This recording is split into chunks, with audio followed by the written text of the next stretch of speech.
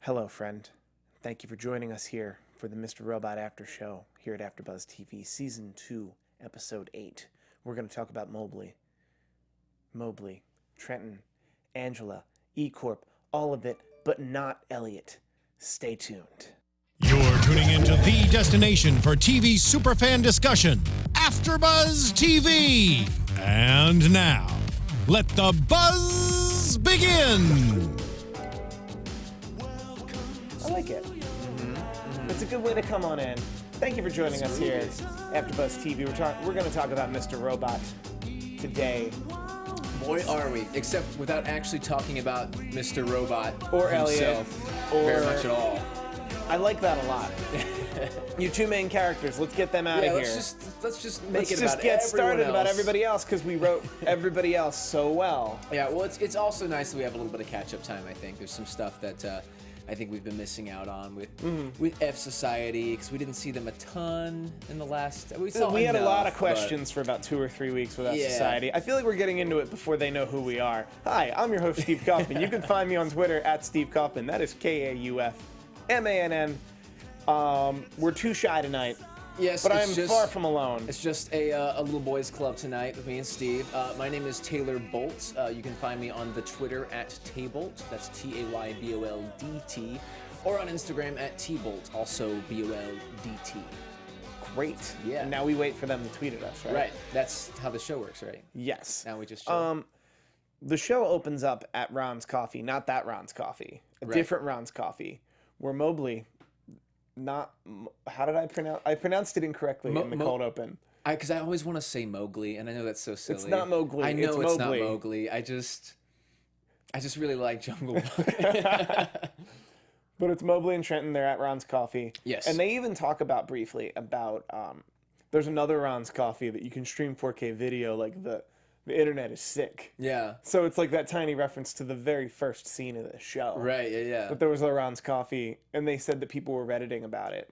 Okay. And yeah. there was a thread I noticed on Reddit today that somebody was like, "So is nobody going to talk about that positive shout out we got?" Oh yeah. And they were like, "Wait, you mean about how we raved about the coffee shop that was also a pedophile website in the basement?" Right. Yeah. Sick, we're right? we're excited to be in that. For sure. in man, that for world. sure.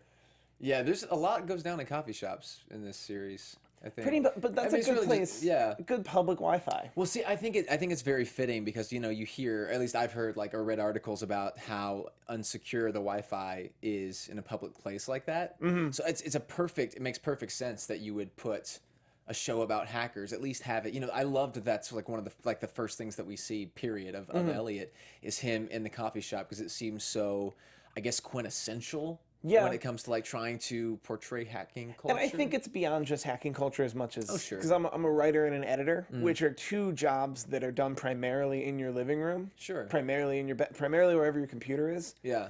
So at times you find yourself just leaving, go to especially a the coffee writer shop. side. It's like I just Yeah. need to go somewhere, but you're Yeah. not going to go anywhere. You're going to go somewhere where you can do the same thing, Gonna go to a Starbucks or just a little more other- socially acceptable. Yeah.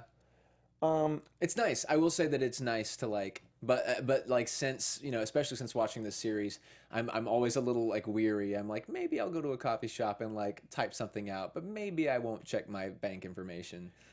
I should start thinking like that. Yeah, maybe. Although to be fair, the Starbucks Wi-Fi is pretty safe. Like they make you do a pretty decent verification first. Yeah. That said, if I wanted to fish you, I would go to that same area and make a repeater that would also say Google Starbucks. And maybe even try to fake that verification page. Then you're owned. I'm under the impression it's not too difficult. Well, because If you're in a coffee shop and weird stuff starts happening as you surf the web, just be aware. Well, just yeah. in case. Well, also I think it's social engineering to a certain extent, which is also hacking. And I think we're going to get into it deeper into this whole Because the whole scene, we 'cause have I think- some social hacking. That Yeah, some happens in this social episode hacking, too, and I which think is very social cool. hacking is more or less, you don't have to know exactly what you're doing to know Sure. that people at a Starbucks are going to connect to Google Starbucks and not think twice about it. Yeah. And that's enough to pretty much own somebody. Yeah. If you get the right information. If you get the right information, or you hang out at that Starbucks long you enough get them to get enough people to connect to it. You get them to reset their password there or something. But like I'm that. going to stop giving you guys all the tips. Mobley and Trenton meet at this Sam's. And he gives her, or he pretty much gets owned by her. Yeah, which I thought was very strange, because at first I was like, I almost didn't like recognize him at first, because I was like this, because I didn't register that it was a flashback right away. Well, no, they acted. There was a fun game for a second that I thought they were all present day, but playing this game, like putting it on for someone, like putting on a show for the public that they don't know each other, but they've been knowing each other this whole time. But right. It made a lot more sense. Yeah, I thought it was so strange that he would allow himself to, or like that he wouldn't see through that. You know, I mean, I get that he didn't know her yet, but still, like, he's wrapped up in all this culture. You know what I mean? I mean, he's there to meet someone. He's there to meet Elliot. Right. And then he meets Darlene and Trenton, who Trenton is also looking for Elliot. Right. And then Darlene says matter-of-factly, no, Elliot's not here. Right. At the beginning of the episode where Elliot's not here. Yeah, it was really cool. refreshing. Yeah, it was nice. Just like, no, guys, Elliot's not here. We're going to get a whole other episode without him. Yeah, I have a feeling that we'll make up for lost time next week. I agree. Yeah, that's just early prediction. Well, and this was a perfect time the way they left us last week, this was the perfect time to back off Elliot and Mr. Robot. Oh, sure, because we know that he's, incapacitated, as it were, in a penitentiary, so it makes perfect sense. I thought it was, at first, first of all, I didn't register that we hadn't seen him at all until a little over halfway through, and I was like, hold up a second, how long has this episode been? And I was like 30 minutes deep. Really? Yeah, like almost 30 minutes. I knew the first commercial break. I was like, oh, we're never seeing Elliot. See, I didn't, because they had laid know. enough down in that first act that I was like, oh, they're not going to add. I think had I really thought about it, I would have been like, something's going on here. But I think I was just so caught up in actually watching the show, that it was like, yo, this has been a long episode of no Elliot. And then I was like, once I looked at how far into the episode, I was like, yeah, there's no way. There's no way. Yeah, which was I don't know how I felt. I like it now. At the time, I was like, oh, I mean, it makes perfect sense. It makes sense, and I thought it was needed to ground. We had been up in the clouds with him for so long, that we needed a whole episode to just ground us and like, this is what's happening. Yeah, like he's not telling it to you at all. Right. Like this is the truth. This is the world. He's not telling us this story. Right. We are literally witnessing it as a third party. So that when we come back to him... You're talking about his stuff, not the... No, I'm talking about this episode. Okay. Because we need to be grounded in... Because I think when you kind of pull the wool over an entire audience like that, again, there needs to be a good back off. But, like, did we really not see something coming? I mean... Some of us thought that was not... Oh, yeah, I guess that's right. I guess that's Some of us thought he just lived in a weird neighborhood. Yeah, but like you really didn't think something was off. The fact that he was in the same diner, the same basketball court. Man, I'm giving you a chance here. I'm owning it. Just pick up the bone I'm throwing your way. I am owning it that I didn't see it coming. Okay. But I liked the backstory we got with Mobley and Trenton. Yeah, it was nice. That it made it come full circle later in the episode too. I don't know if they were friends as much. Oh, I guess they were friends. They were definitely colleagues. Yeah. Colleagues would be the better way to go about it. I mean, even the way that they act, later in the episode when they, when like waiting for the train, for example, without getting ahead of ourselves, it still felt like your work, a close work acquaintance, but like not. Yeah, it still seemed they like still a care professional. For each other. Like they still care for each other. But like in that professional sort of, it seemed professional. I guess is my point. Yes. Still, which is interesting. It's a weird thing, man. I don't know if you take down an entire economy with someone, you think that would bond you guys? Well, I would hope that would bond you guys. You would hope, yeah. Speaking of bonding, Angela's got a thing for old guys. Yeah, I didn't really register that as a thing until this episode. I don't think that was a known thing until this episode. But like, shouldn't we? But I guess we should have picked up the clues when she was, she was, hoping, when it seemed like she was trying to go on that date with Price initially, remember? And she was giving herself her self-affirmation things, being like, "You are desirable," and then the disappointment that like gleaming instant of disappointment that we got in her eyes when Yeah. she realized that it was through other people at the dinner. I guess. But But I like think she that- was trying to play Price at that time. Yeah. Who do we think this guy is? I don't know, but maybe. Do we think he's just some guy? But maybe he's not. Maybe he's not just some guy. Maybe she knows who he is. But This show, it's usually not some guy. yeah, but maybe he doesn't matter yet. That's kind of what I think. I kind of think that he'll play a part, but he doesn't matter yet. You know what I mean? I don't think that it's like we find out that he's somehow this higher up in E Corp subsidiary. You know what I mean? I don't think it's like No, I think it's... I don't think she looked at him and knew who he was. I think she looked at him and the more I think about it, the more I want him to her. just be some old dude. Some old dude that like spoke nicely to her at a night kinda when like no it one too. else did. Well, honestly, Where everybody else was speaking bad to her or kind of had to be there. Because that guy who was on a date with her was actually trying to work her the whole time. Sure, which was very interesting. I like to think, and I don't know if this is necessarily the route they would go, but I like to think that they've given Angela sort of a given her daddy's problems. You know what I mean? Yeah. Given her like this strange complex with older men. They've engineered it into the show so that we get to see her deal with it in her own way. You know, it's like it's a show where everyone is. Where our main characters are simultaneously like superhuman in their abilities and then very human when it comes to their flaws. You know, like we have Elliot who has so much social anxiety he can't hug someone, but he can hack the FBI or E Corp or whoever in a night. And then we have Angela who is, you know, corporate badass now, you know what I mean? Yeah. But then she has something so simple as like daddy's issues where, cause she has a, you know, poor exchange with her father. We see her have a poor exchange with the older man who knows her father. And then we see her ostensibly going home with an older man too. It's I mean, with Darlene, I think we just kind of got. I think you just just kind of got at it that everyone's like amazing and super flawed. But I think you got it. Like the basis of her problem is she wants an old man her father's age to like him, respect her. Yeah. So she'll seek that. She's essentially seeking affection from a father figure. Absolutely. We just nailed this, bro. Yeah, this was good, man. We just nailed this right now. I also That's think gonna work out really well for her. I think Angela's a really complicated character right now in the sense that like everyone I don't in think this she show could, I is don't so think she could. complicated. But I think most other people on this show could tell you their motivations except for her. Yeah, that is true. So we don't really know what she's I don't think for. I don't think she knows. Yeah, I that's think true. it's more about season 1 to season 2, where season 1 she was kind of someone who got pissed on, whereas season 2 she's just pissed off. She's kind of doing I like the little speech she gave back at the plumber. You know what I mean? I think that said a lot about how she feels, because that's something that she, you know, I don't feel like there's no angle to play there. You know what I mean? It's just that's how she feels. She just wants more. Out of life. Well, she just doesn't want to be she had been a doormat for so long, and it obviously didn't work out, so she stopped being a doormat. Yeah, I think that's absolutely it. And I think she hasn't thought past that.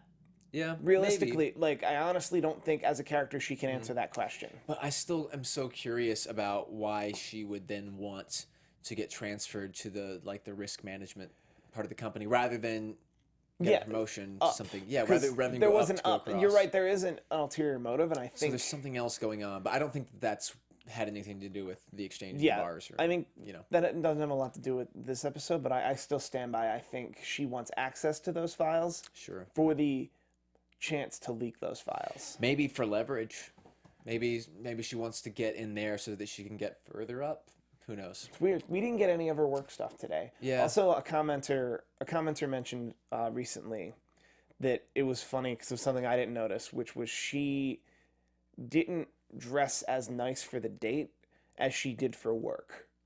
Oh, that's interesting. Like she dresses really nice for work, and then dresses down for the date. She dressed down. It's just like she kind of takes off her tie. Yeah, like she dressed down for a date, like something men usually do. Yeah. Like men who wear suits at the office usually completely dress down for it. Very interesting. I'm gonna go home and then change into jeans and then just my t-shirt, or and just the shirt I was wearing with the suit and then ditch everything else. Right. That's very interesting. I like that. I kind of really like that. So her date is working with the FBI or an agent. This guy that we've seen her randomly with occasionally for the past few episodes. Yeah, that is interesting. Yeah, I mean, I'm not like I didn't So I didn't even really register, to be honest, when I saw her and him together in this episode, that it was the same guy that she slept with that one time. You know what I mean? I sort of was just like, oh, she's with some guy. But I liked that I like that there's a through line there that I missed. And I thought that scene with him and Dom was a really good scene. Yeah. Yeah, just like the little lines like, she's stone cold. Like, I gotta be honest, I kind of got hurt. I was like, yeah, I like that too. Stone cold. I like seeing the other side of that, of just like, because like he got hurt and it looks like he was inconsequential to her. Right. And that's probably what hurt. Yeah. And it doesn't help that professionally he's probably not having a great week. Sure. Oh, I'm sure. Just being a member of the FBI that week.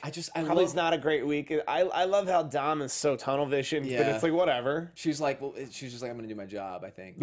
I love how this show humanizes everyone though, because we get to see, like, how often do you see that side of things other than like, a show that's just about, like a crime show basically, where you get to see an agent just dealing with something as simple as like, I've been faking, I've been like playing this girl, but like it still kind of hurts when she is so far above me that she doesn't even see me. You know what I mean? Yeah, she like looks through me. Yeah, like that. Just the fact that like, oh, but I'm still human. Like that kind of sucks. She still got up and sang though. Yeah, it was a date. It was a night out. You can't go to live band karaoke and not sing. And she sang like the perfect song. Definitely. Yeah, I was almost like, it's kind of a giveaway, Angela. Like you're kind of showing your hand. She says everybody, and then we use it as a montage. I know. I think it's a greater theme of the song. Not in reality, it wouldn't matter. Yeah. But I just thought it was very interesting. I thought that was well done. Speaking of well done, perfect song for her to sing. Everything Dom does. Yeah. Dom's scary now. Dom's the only good agent in the FBI. It's what it seems like. Which I don't know. I kind of wish that there was. It seemed like there was more going on in the FBI than just her, but I do think that it's smart structurally to center, I guess, the enemy, or not the enemy, but center the investigation. Yeah, around one person, like have one person who's the drive. But we'll see, but they kind of act like she overstepped her bounds a little bit. No, she definitely did, and there's some talk about that. First off, Bruce Lee in the chat says Dom's oral fixation is distracting. Oh, that's Helena so needs a hug. So many lollipops. Says She's that. Always got something. She's always got something. There's always ground herself. I like that because that's a good actor thing too. Yeah, that it's something that'll always help you focus. That's something that I would be interested in, and I don't know. This may have already been posed, but whose idea that was? To make that character someone who like because I would like constantly feels like I don't know. That feels like a writer thing, or is that a her thing? That feels like something you'd write. That feels like this show. That feels like it's such a character trait that feels like something SML would have written. I would love to ask that question because I would too. It seems like that, but it also seems like the kind of thing that she might have gone, hey Sam, could I like have a lollipop, and that could kind of, and he would be like, yes, you know what I mean? And now she always does, and then just runs back and just rewrites the whole series. Oh my gosh, this is brilliant. She has a lollipop. This ties everything into season 5. It matters so much. The lollipop, but it's really interesting because it gives a focus. It gives her like a focus. The oral fixation, very interesting. Dom, she's got a lot going on. She's got a lot of weird stuff. We've had some really private moments with her over the course of the season. She keeps her phone in the safe, which is starting to become a little bit more clear why she might do that. But like, I don't know, she seems lonely. She has no furniture in her apartment. There's a lot more to be discovered about her. Yeah, but I almost think that I think it's just that she. I mean, we said, even talking about how much the show humanizes people, it's almost like her drive is so far past her humanity that it eclipses it. You know what I mean? Like with Angela, some would say we see she's her a drive. Robot. I get one. Well, I see. But like, with Angela, we see her drive, but we also see her. We also see like her have some rough. She feels. You know what I mean? And Dom feels lonely and annoyed, I guess. Maybe that's what she feels. Like sarcastically lonely. Yeah. I know that makes complete sense. I'm sure there's some type of deep-seated cause of the loneliness that we're not going to see yet. Yeah. She's interviewing. I hope we get that at some point. She's interviewing everybody. Yeah. And she found somebody who's interviewing everybody, or is she interviewing the people that matter? Kind of. Yeah. Because she found the guy with the bullet casing for the gun that shot Romero. I have a really good prediction about Romero that I have a couple good predictions that I'm holding on to. But she's like really going after people. It was interesting to know because I guess what I kind of learned is that it wasn't the FBI that shot Romero, which is good to know, right? Is that safe to glean that, or is that no? That's pretty safe to glean. Okay, that it wasn't the FBI directly. The FBI doesn't really murk people. Yeah. But it wasn't on orders from the FBI. Like it wasn't also, this. Yeah, but also like the FBI is now like a bunch of higher ups are having to resign, and I mean the world economy is so it wouldn't be. I wouldn't be shocked if the FBI felt like they had to kill someone in this show at some point. Though I don't think me either. I never really thought it was them, but now this verifies it. I feel everyone in this episode was a pawn in a greater game. Yeah, I mean, I feel like the Dark Army's just got which is just a testament. They want them. Which is a testament to this show, because this episode was one of the most tense episodes they've had. Yeah, and it didn't have Elliot, didn't have Mr. Robot, didn't have Price, didn't have White Rose, who you would consider of some sorts the actual chess masters of this. Oh, for sure. More so White Rose than Price than actually. Yeah, I think White Rose is the biggest chess master that we've seen. I think Elliot's like just your ace in the hole. Probably a rook. Yeah, I mean he's I would almost say like your queen or something where he doesn't. I feel like Price is the queen. Oh, maybe, but actually I guess White Rose is the queen. Yeah. Price is the king. White Rose is the queen. No, but what somebody I mean by mock this up for me. What I mean by him being the queen in my version of this metaphor is that he's not in control. You know what I mean? Yeah. And if you look at the chessboard, like whether the king lives or dies, that's what matters. The king is fragile. In the chess metaphor, your queen is your most powerful piece. You see what I'm saying? Like, I think because it's your most powerful piece, you don't use it. Whereas they use Elliot. You should use it. A good chess player uses the eventually. You don't put it out too early. Oh, you don't risk it. But I also don't think that Elliot's been risked. I mean, this has been chess talk here at AfterBuzz TV. If anyone doesn't know how to play chess, I'm very sorry for the last 2 minutes of your time. If you know how to play chess, I think this makes some sense. Yeah, no, that makes sense. We could debate all day about who's what piece. I might sit down and write a mini article about it. I think what we're both saying, though, is that Elliot is a very powerful piece, and yet he's not in control. Yes. Yeah, because that's he's definitely not the king. He's definitely not the king. There's definitely his strings are being pulled from somewhere. And to me, like so far, I think White Rose is the only character that we haven't seen answering to someone. Because even Price, we've seen him or at least him trying to get stuff. We've seen him vulnerable. Yeah. You know what I mean? I see what you mean. And I don't think we've seen White Rose vulnerable at all. At least not really. We had that moment with Dom, but it wasn't like it seemed planned. Yeah. You know? Also, the Dom Mobley scene. Did you think she'd flip him? I don't know that she didn't, but I think that he's smart. And I think he's not giving anything up. I think he's in it to win it. I think that he realized. I guess what I'm saying is, I don't really think he would sell anyone out. But I think that he's scared. You know what I mean? So I don't know he's exactly definitely what scared. He'll do. But I've seen this a little bit. I've seen this a little bit in comments that he doesn't know anything. Like he's got names exactly where it's like the thing he could easily say is that Elliot Alderson is running most of this. Right. And he doesn't say that. Yeah. He could say Darlene. He could say Cisco. He could say a lot of names. Yeah, I'd like to see. He could give a lot of insight. I'd like to see him just pin it on someone.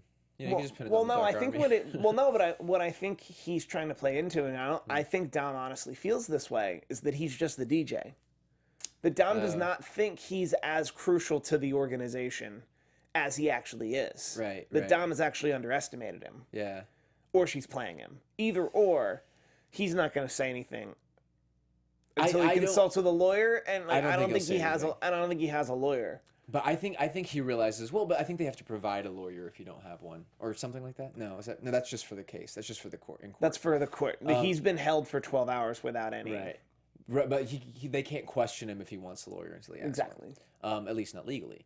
I think I think that he won't. I don't think he's going to give anything up, and I think that the biggest reason, is that he realizes that they don't have anything substantial on him. You know what I mean? Like they don't have.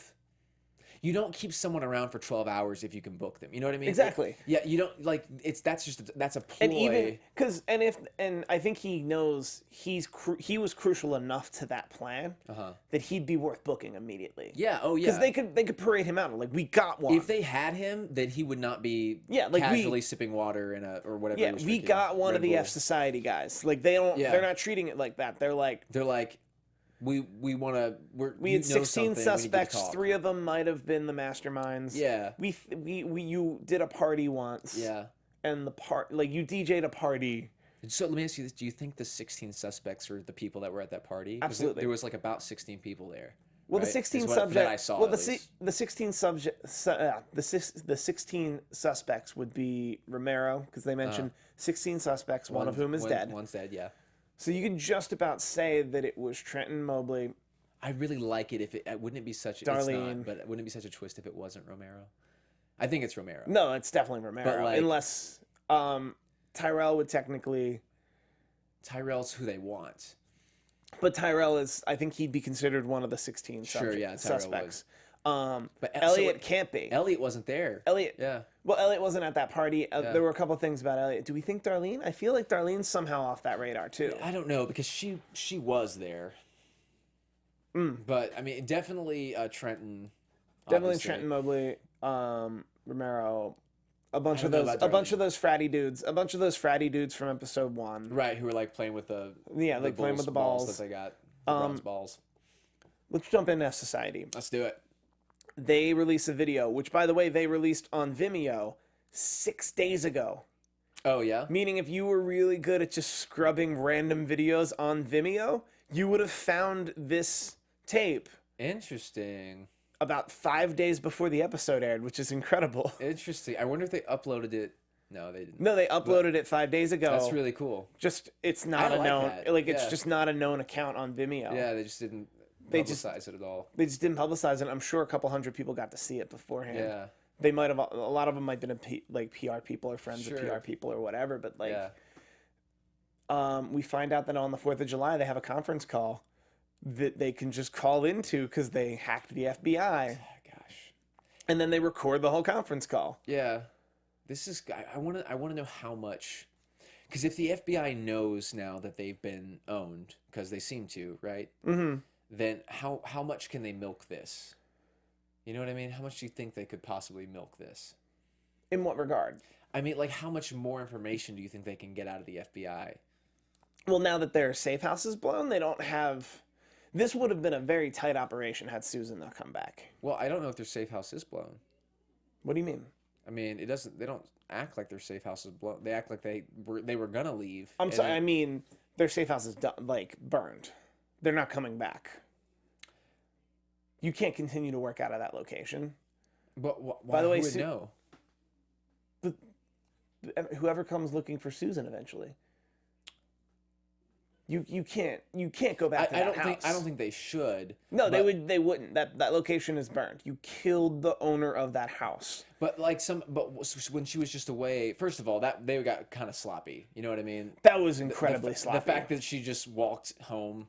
That was incredibly sloppy. Also, if I walked into my house that I hadn't been to in like a month or however long it's been, and I just heard like a group full of people's voices coming from inside, I don't think I would just casually stroll up and be like, what's going on?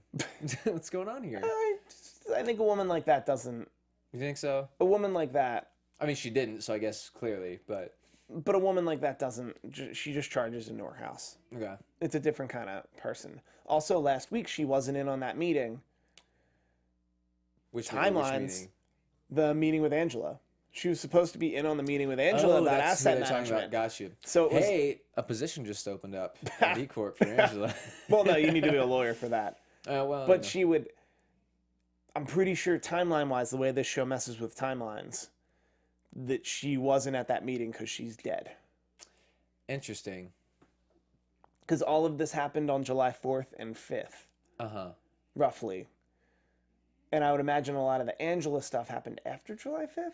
I guess Before it that? could have been maybe earlier that day. Maybe, you know, that we find Angela at the bar that night. Maybe that day she Or Susan had was, that meeting. or Susan was just at the Hamptons because her house was Yeah, haywire. it could be it But I too. feel like she would have made it home for that. I feel like they would have known that she wasn't. They would have known she wasn't. Yeah, gonna be she there. wouldn't have been on the docket for the meeting. I think Yeah. it's more realistic to be like, she's suddenly not here. Yeah, maybe. Very Because interesting. she's dead. I want to do... real dead. We got to see Darlene shooting a video.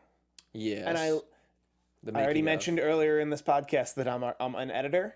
And I appreciated that attention to detail. This is great. Yeah. That there's no known filter that does nearly as good a job as actually just recording something on an old VHS tape. Oh yeah. To make it look like you want. Yeah. That said, speaking of F Society being super sloppy, they did not wipe that tape. Oh, There that was is very interesting. a spare tape that they just threw in a trash can. And before I knew anything, I was screaming at the screen, going, "No way! That's so sloppy." That's Dr. Chekhov. That's coming back in You know 2 what? episodes." Even the way Darlene said it, she was like, "I guess just throw it away and get a new one." It was like, she's. I don't know if she's. I guess this is how it happens. This is how empires fall when it comes to hacking stuff. Is that you get just a little sloppy on one detail, like you just forget to do one. And it thing. was a certain Like, vanity too, that's because gonna the come back tape and bite 'em. flickered a little, and she was like, "What is that? Just let's get a new tape." And I think, to be fair, they also thought they owned that house. Yeah. Well, they did. That they could eventually, once they eventually wiped the house, they'd have a bit more time than they had. Right. That said, that tape is coming back. Yeah, I agree. There's no way that tape doesn't come back. I agree.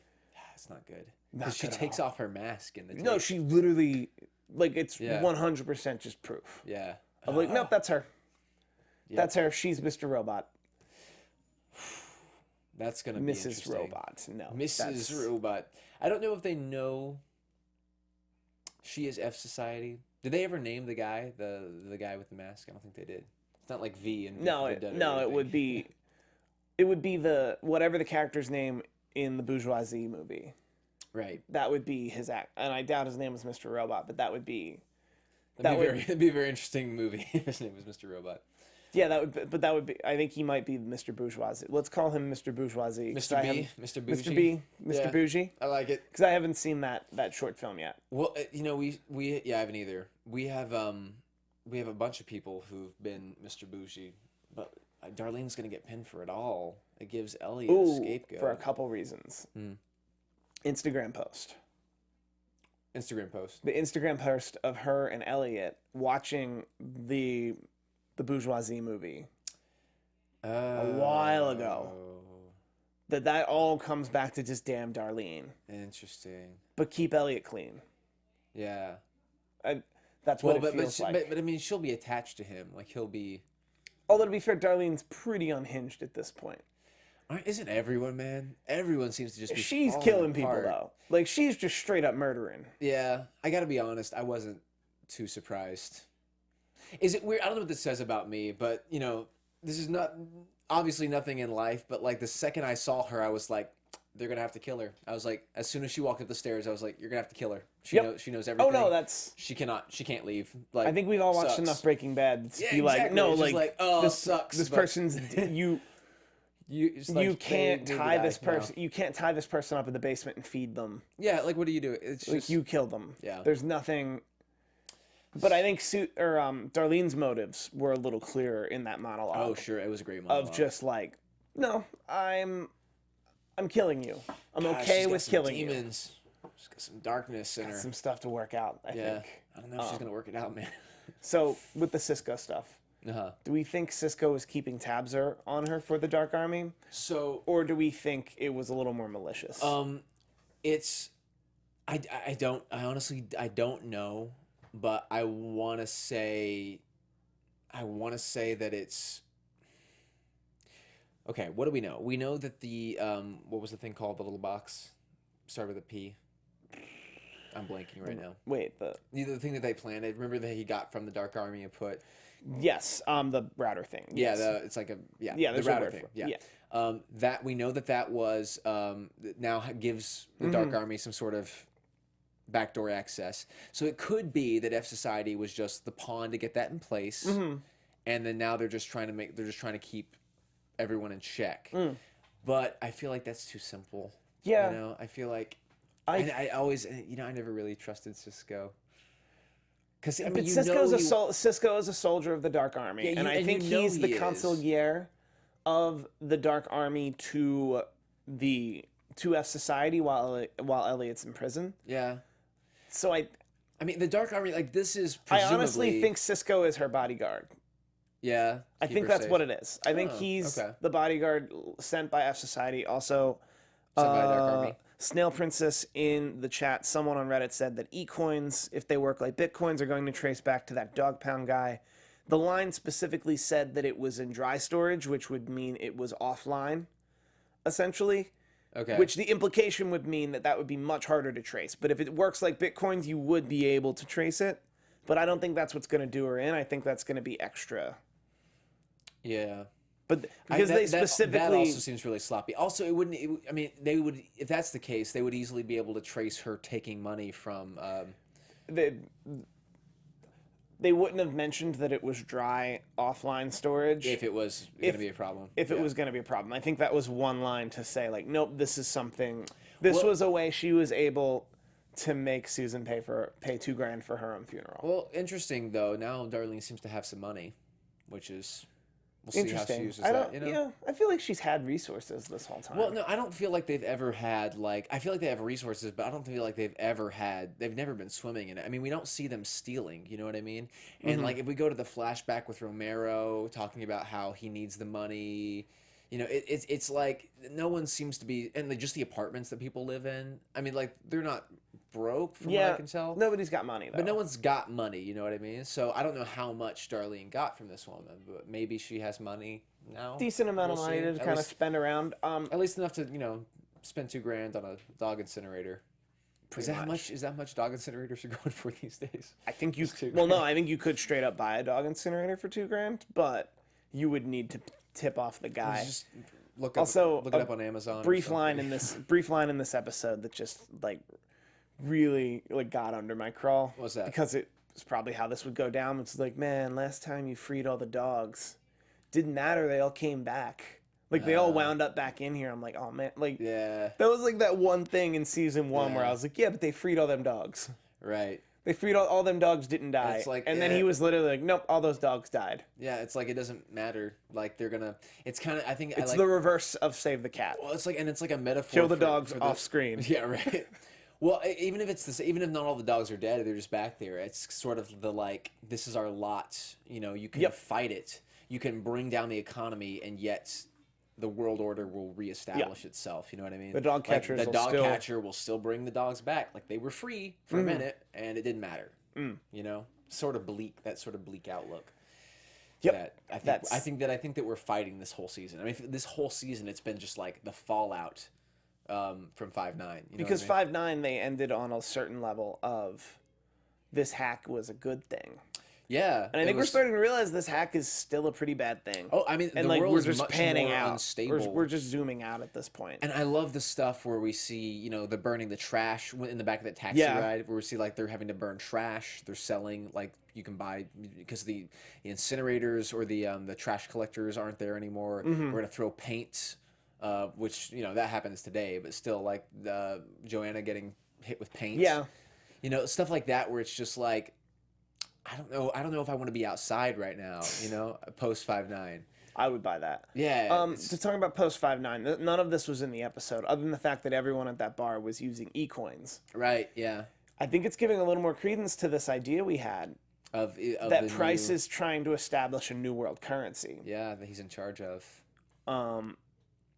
Also, we brought it up last week you explained it last week how how Elliot could have gone down. It seems most likely that Elliot went down because of the dog. Because of the dog, yeah. Because of the dog. That seems because it was specifically Estonia was brought up by the guy at the end of last season, and then Estonia was brought up again in the first episode of this season. Okay, yeah. That the 5-9 hack like leaked a bunch of documents for a bunch of countries, including Estonia. Okay. So that this guy was able to find the documents in Estonia and then press charges. Interesting. That makes sense. Which I think is so.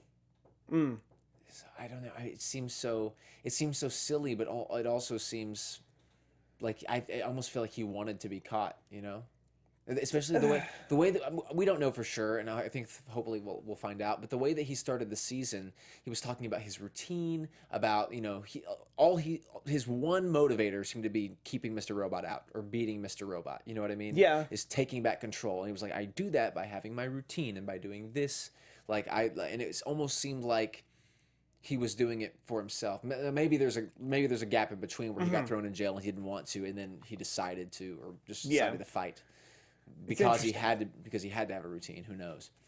But yeah, I don't know. We'll see what his true motivators were. But I think it's the dog. But I do almost wonder if he let himself, or like the collective him, like the Mr. Robot that we didn't see, that this was all part of it. That it's like, no, if I bring this dog to the vet and this and that and this and that, I can go away for this. Yeah. And then no one the dog ate. Then no one will look if I go away for X, no one will look at me for Z. Yeah, like maybe he did it. Maybe he did it because he was smart enough to see through it. Be like, well, I'll get taken in for this, but I know what's coming up. Maybe it was Mr. Robot who did it too. It wasn't even Elliot. I think it's got to be Mr. Robot. I think we're bordering on predictions. Let's just jump on in. Sure, let's do it. And now, your AfterBuzz TV predictions. All right. Ooh, spooky. So I've got a couple. predictions. Please. I've got you. No, would you lay like it on me, my man. I've got some vague ones. Okay. At best. I'm not gonna put my foot in my mouth like I did a couple of weeks ago with alternate realities and Berenstain, which is not untrue. Yeah, no, I mean we just don't live in the reality where that's probably going to happen. Sure. I mean, this could be one of many realities right now. Exactly. Yeah. I think Price and White Rose are controlling the Dark Army. The Dark Army is the F Society is one of the pawns in F Society is one pawn, Dark Army is another pawn. It's all White Rose and Price. Huh. Elliot is just another pawn. Elliot is a part of this plan. Elliot is being protected in prison by Leon, who works for the Dark Army. Yeah. Darlene is a big part of F Society. Darlene is being protected on the outside by Cisco. Yeah. I had a little more. I think the tape is going to bring down Darlene. Yeah. It's ultimately going to bring them to Susan's apartment or Susan's house, which will ultimately lead to some vague rumblings of bringing her down not only for Susan's murder but also for the 5-9 attack. Yeah. But I think Dom is going to definitely hit such a wall that Dom is going to hit such a wall with the FBI, similar to her colleague this week, that she's just going to learn all this, bail, bury all the evidence, and join F Society. And then we've spent 2 seasons setting up one side of a chessboard. Interesting. I like the Dark Army. I like the Dark Army as a pawn. I think that. By the way, the plan is to destabilize all the world economies so that eCoin can step up as the one world currency. Yeah. In my idea, that's the plan. I could see that.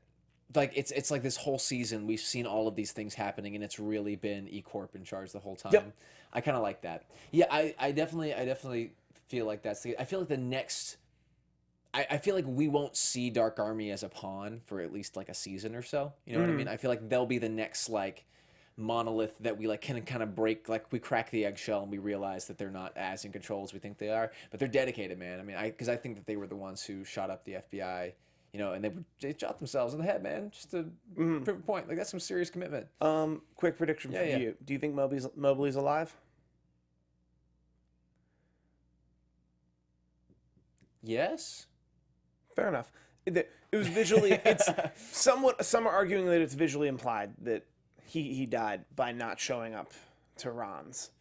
Yeah. I think that was. That might have been him putting Trenton somewhere where he knew she'd be safe. It could be that he put her somewhere, and it also could be that he was detained for 12 hours and is still being detained. Well, no, he left and then asked her to. He left after 12 hours and then asked to meet her. He did do that. Asked to meet up with her. Yeah. So I think he put her somewhere and then he's safe. I don't think that I don't feel like he would die off screen like that. So I don't think that he's dead, but he might be dealing with something. You know what I mean? Like he might be detained or something's going on. that we didn't see. You know what I mean? Fair enough. Yeah, but I kind of like I prefer to think that he just put her somewhere safe, at least for the time being. Yeah, he put her somewhere safe while he had some stuff to figure out, or he just needed to straight up ghost. Yeah, could Both are acceptable. Both are acceptable. Yeah. I want to say my slightly different take on what's going to happen with Dom is I actually think that she is going to get really close to figuring stuff out, and because of the bits of internal conflict between her and the rest of the FBI that we've started to see, that she's going to start to run into sort of like internal repercussions for her actions, like detaining people and like searching things that she's not allowed to search, that sort of stuff, and that we'll eventually have to see her go rogue. I don't see her joining F Society necessarily, at least not until way later. I think that she might become sort of like a rogue villain agent. But then I think, well, she's got to figure out F Society, so she's going to figure them out and let them stay. You're right, she might not join. I don't. I think she's going to figure them out and let them be, or use them against a bigger enemy. Possibly. You know. Well, I think by the time she'll probably figure out that they're a part of a greater plot to so like, she can mess with the whole effing world. Use their talents to penetrate the Dark Army or E-Corp or something else. Yeah, I could absolutely see that. I could see that too. She's got a lot ahead of her. I think she's got more ahead of her than behind her for sure. Oh, definitely. Yeah. I can see that. By a lot. Where can the people see you on Twitter? The people can see me on Twitter at Boldt. That's TAYBOLDT. And you guys can find me on Twitter almost exclusively at Steve Kaufmann. That is KAUFMANN. I do a lot of shows here at AFTERBUZZ TV. I tweet about them regularly. I also do live comedy, and I tweet about that regularly. Yeah. We'll see you next week. Thank you and good night, friend. Thank you. From executive producers Maria Menounos, Kevin Undergaro, Phil Svitek, and the entire AfterBuzz TV staff, we would like to thank you for listening to the AfterBuzz TV network. To watch or listen to other after shows and post comments or questions, be sure to visit AfterBuzzTV.com. I'm Sir Richard Wentworth, and this has been a presentation of AfterBuzz TV. Buzz you later. The views expressed herein are those of the hosts only and do not necessarily reflect the views of AfterBuzz TV or its owners or principals.